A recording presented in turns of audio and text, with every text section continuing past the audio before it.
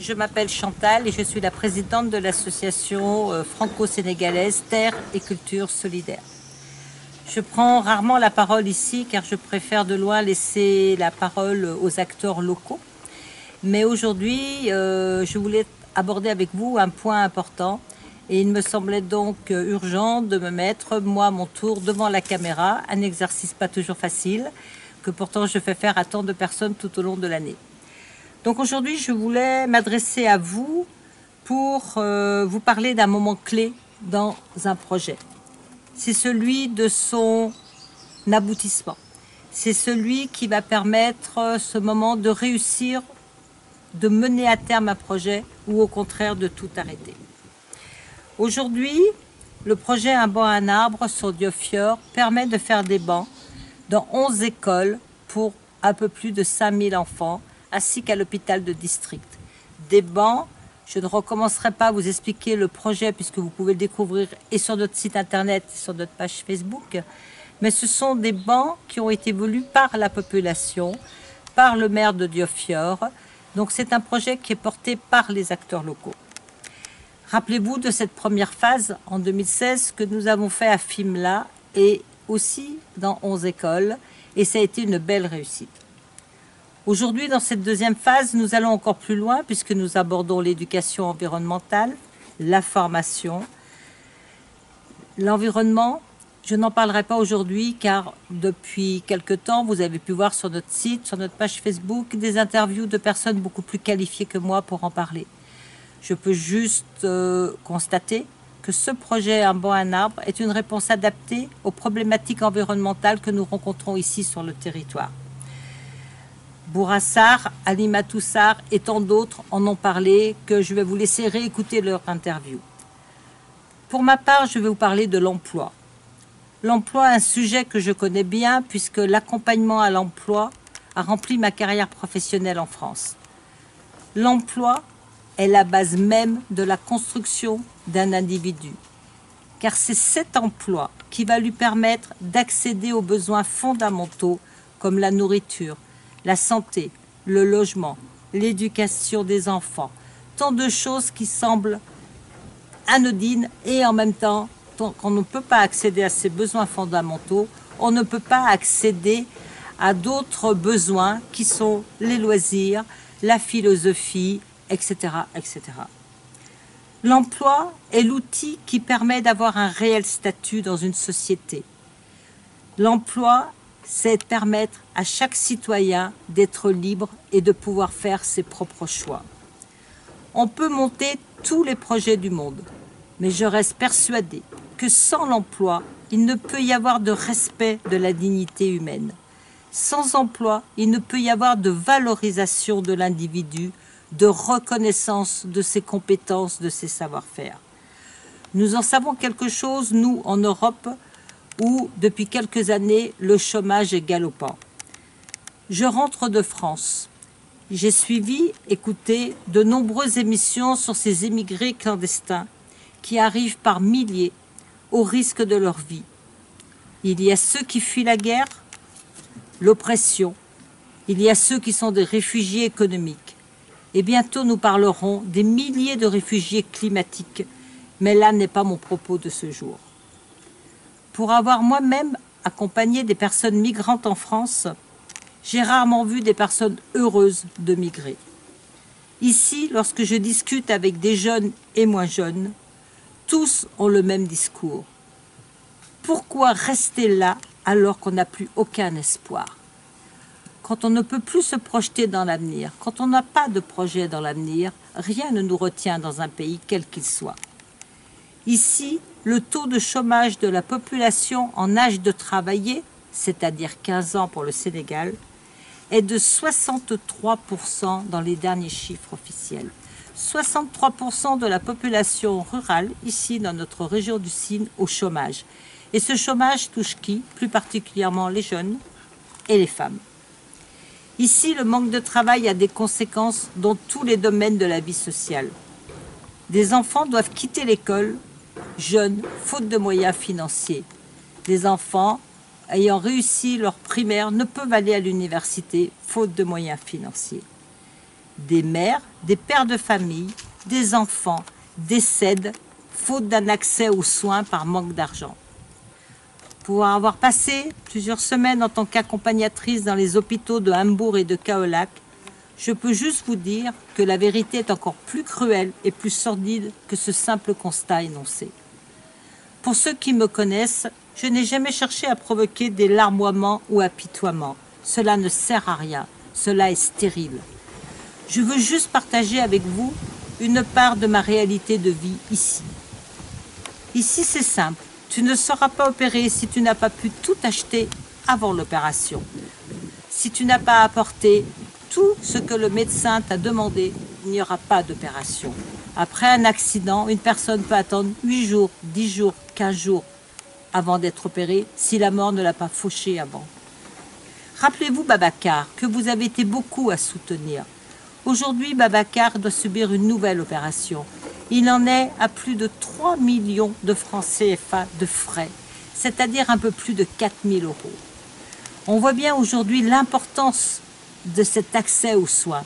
Grâce au projet Un banc, un arbre, nous avons pu offrir à chacun des ouvriers, à chacune des personnes travaillant sur ce projet, le carnet de santé, le carnet de prévoyance, ce qui va permettre à ces personnes, comme Babacar pour sa prochaine opération, de bénéficier d'une mutuelle. Donc ce projet, c'est quelque chose qui est primordial dans la vie, dans le parcours de ces jeunes qui nous ont fait confiance et qui savent répondre en nous apportant de vraies compétences et de vrais savoir-faire. Alors oui, l'emploi est pour moi l'un des points forts de ce projet Un banc, un arbre. Pendant tous ces mois de travail, chacun ici va pouvoir prendre sa famille en charge. Chacun ici va pouvoir être responsable.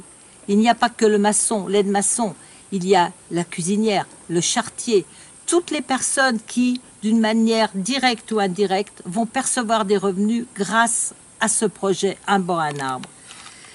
Des jeunes disent que travailler pour ce projet, c'est espérer pour demain. C'est de ne plus avoir envie de prendre des pirogues pour aller je ne sais trop où. Notre vie est ici, me répète-t-il sans arrêt. Mais notre vie est ici avec un salaire et avec une dignité d'homme, c'est-à-dire une dignité d'être humain debout, qui peut se projeter dans l'avenir et construire. Construire un projet professionnel, construire une vie de famille. Aujourd'hui, beaucoup de jeunes ici restent célibataires, car pour construire une famille, il faut avoir de l'argent. À chaque vie humaine échouée sur une plage, en Europe, nous avons les larmes aux yeux. Mais que fait-on réellement pour créer des emplois? Une fois l'émotion passée, une fois les différentes récupérations politiques de tous bords, quelles sont les décisions concrètes, de vraies décisions prises qui vont vraiment servir pour les populations locales? J'ai entendu que dans notre budget, les salaires étaient trop élevés. Je ne sais pas s'il faut en rire ou en pleurer. Par contre, je peux proposer à ces personnes de venir vivre ici avec ce qu'elles considéraient comme un salaire moyen, c'est-à-dire 60 000 francs par mois, soit environ à peine 100 € par mois. 60 000 francs par mois ne vit plus au Sénégal.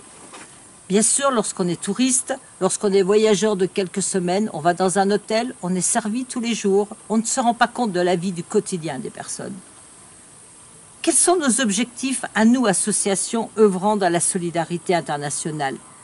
Nous arrêter à un salaire moyen, défini par je ne sais trop qui? Ou alors essayer de tirer un peu vers le haut, en permettant à des familles de vivre dignement? Je n'ai pas dit d'être riche, je ne parle pas de richesse, je parle de dignité. Mais est-ce que la vraie richesse, après tout, n'est pas cette dignité? En vivant ici, moi j'ai appris aussi à connaître le coût de la vie, le coût du petit déjeuner le matin, le casse-tête de chaque père de famille qui va chercher la dépense journalière.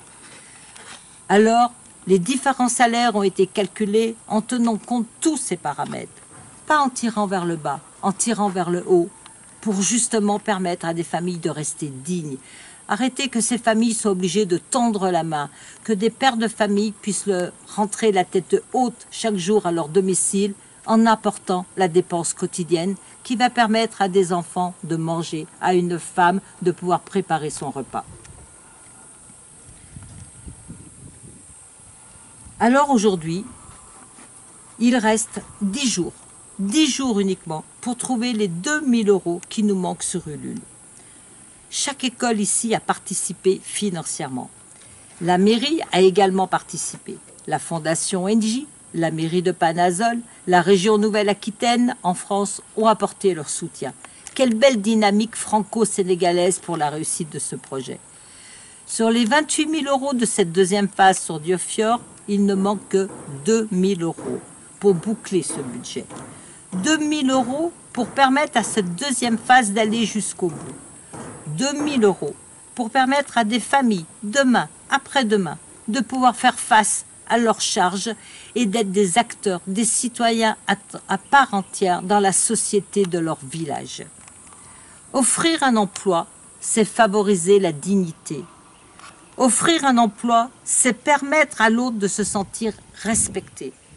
Ici, les compétences et les savoir-faire ne manquent pas. Alors ensemble, allons jusqu'au bout et ensemble complétons cette cagnotte pour arriver à cette somme de 2000 €. 10 jours, pas un de plus. 10 jours pour que la cagnotte sur Ulule soit atteinte. Le compteur s'arrêtera début juillet, ensuite il sera trop tard. L'opération Ulule s'arrêtera et nous perdrons. Non, nous ne perdrons pas, mais eux, ils perdront. En France, en Europe, dans le monde entier, il est facile d'aller sur Ulule, faire un don à partir de 5 € avec sa carte bleue. Chaque don en France est déductible de vos impôts. Le reste à charge pour vous sera donc minime. On pourrait traduire 5 € en valeur de bonbons, de cigarettes, de loisirs, je ne sais trop quoi. Moi, j'ai plutôt envie de me questionner sur la place qu'on laisse aujourd'hui à la dignité de l'être humain.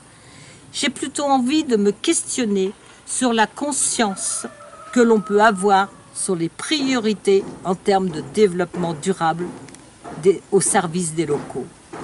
Je remercie tous ceux et toutes celles qui nous accompagnent depuis 2013, tous ceux et toutes celles qui nous font confiance, et vous êtes nombreux. Il y a ceux et celles qui ont déjà participé à Ulule, il y a ceux et celles qui ont déjà partagé dans leur réseau. Mais aujourd'hui, je vous demande de tous nous mobiliser pour qu'on arrive à parvenir à récupérer cette somme de 2000 €. Il n'y a pas de petite ou de grosse participation, comme il n'y a pas de petite ou de grosse dignité.